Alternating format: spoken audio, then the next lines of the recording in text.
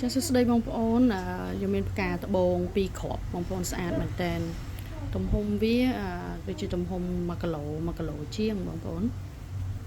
ហើយអានេះសាច់ត្បូងវាស្អាតដល់ខាងក្រោមហ្មងណាបងប្អូនសាច់ត្បូងវាហើយនៅខាងលើវិញដុសត្បូងស្អាតហើយនៅខាងក្រៅភ្លឺជាងនៅក្នុងវីដេអូបងប្អូនណាហើយមាន2គ្រាប់មួយគ្រាប់នេះដុសជ្រងបែបចេះហើយមួយគ្រាប់នេះក៏ដោះជ្រងដែររៀងវារៀងវែងជាងគ្រាប់មិញអញ្ចឹងបងប្អូននេះមកគោអានេះរៀងបែបចេះ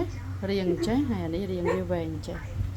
ហើយធម្មជាតិសុទ្ធ 100% បងប្អូនរបស់ខ្មែរយើងណាប្រភេទផ្កាត្បូងនៅខាងក្រៅភ្លឺស្អាតតានីជូនបងប្អូនចាប់អារម្មណ៍អាចឆាតចូលเพจបានបងប្អូនប្រាប់តម្លៃជូនជាវមួយគូក៏បានជាវមួយក៏បានបងប្អូនណាអរគុណច្រើន